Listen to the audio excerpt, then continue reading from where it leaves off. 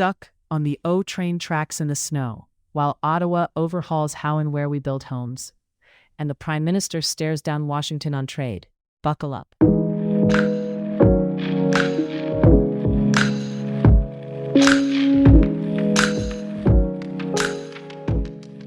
Quick weather check for Ottawa.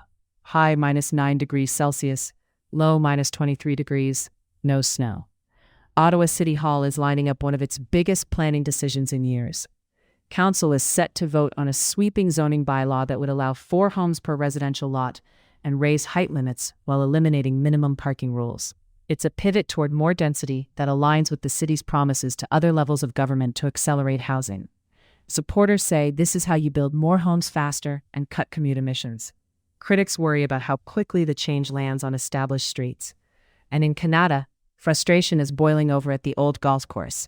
Councillor Cathy Curry says Minto Homes began earthwork with little warning on the contested Kanata Golf and Country Club site, flagging stormwater concerns and communication breakdowns with residents. Expect stormwater, traffic, and trust in process to be flashpoints as this file moves. Council is also set to buy the Capital Region Resource Recovery Center, yes, a private landfill, for $95 million, funded through an increase in the solid waste fee. The pitch is long-term capacity and control over where our garbage goes.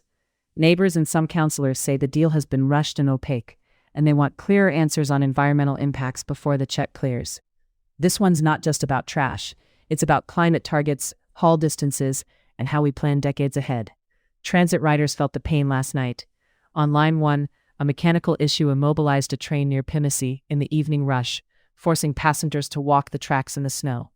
OC Transpo says service is already at reduced capacity, while spalling issues sideline a big chunk of the fleet, and there's still no timeline for a full return. Down the 401, Toronto's Line 2 got hit by a power outage after trespassers accessed the tracks, with shuttle buses and cascading delays compounding the weekend snow hangover.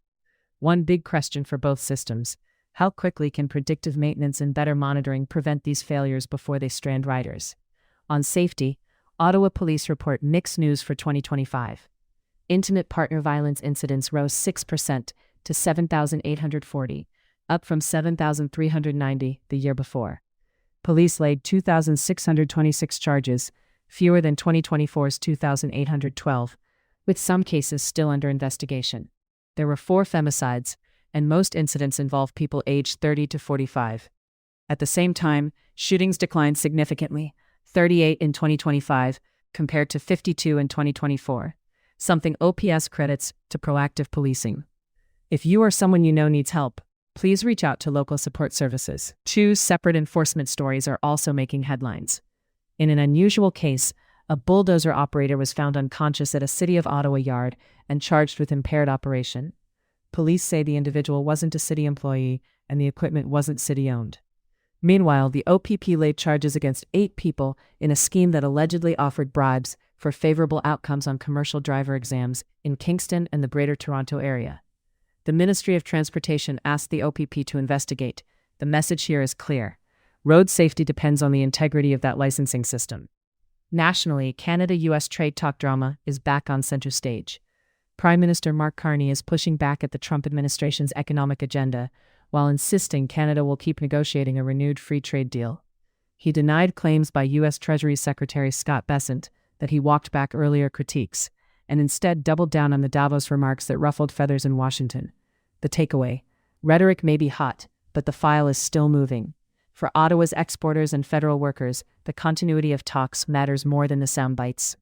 Another cross-border story is sparking heat at home: Canadian business ties with U.S. immigration and customs enforcement.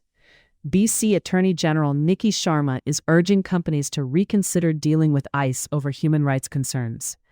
Billionaire Jim Pattison is under fire for a potential warehouse sale that critics say would enable harmful actions by ICE. In Ontario, Premier Doug Ford is distancing himself from a Brampton armored vehicle contract he once praised, while the federal NDP calls for ending provincial contracts tied to ICE after violent incidents in the U.S. There have been vigils in Canada honoring people allegedly killed by ICE officers. Expect this debate to hit boardrooms and legislatures as companies weigh ethics, profits, and reputational risk. Leadership races are heating up in 2 big tents. In Quebec, Economy Minister Christine Frechette launched her bid to lead the CAQ, pitching herself as a unifier focused on a strong economy, defending Quebec's interests within Canada, and protecting French while keeping the door open to English-speaking Quebecers. Federally, the NDP race is sharpening. Heather McPherson says rebuilding ties with provincial NDPs is essential, while Avi Lewis is drawing big crowds, raising more than $900,000 and staking a clear position against increasing fossil fuel production. For climate-minded voters, those contrasts are the point, not the problem. Also in Ottawa this week, the 3 territorial premiers are coming to town to meet the Prime Minister. On the agenda, northern infrastructure and healthcare. The North's challenges are distinct: vast distances, extreme conditions, and costs that balloon for everything from medevacs to fiber optic lines. Watch for announcements that hinge on long-term federal funding and Indigenous partnerships.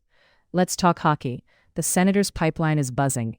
The Belleville Senators just pushed their season-long point streak to 8 games at 6-0-2-0, and they grabbed 5 of 6 points on their Atlantic Division road swing.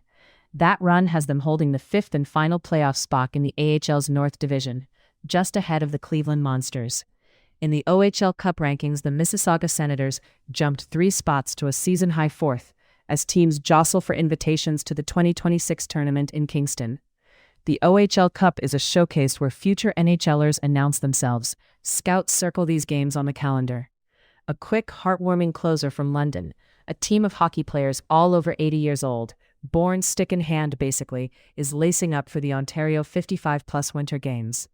They spun out of the long-running Huff and Puff League to form their own 80-plus competitive team, and Games officials say they're the first of their age group to compete at this level, with no other 80-plus squads yet. They'll take on a team of players in their 70s. Coach Brian Laporte, a youngster at 72, hopes more 80-plus teams appear by the next Games. 75 years after many of them first hit the ice, the passion clearly hasn't melted. Before we go, one more look outside. High -9 degrees, low -23 degrees, no snow. If you're hopping on line 1, give yourself extra time. That's it for today. If this helped you navigate Ottawa, City Hall, trains and trade, share the show with a neighbor. We'll be back with more local stories, national context, and what they mean for climate action and tech on the ground here at home.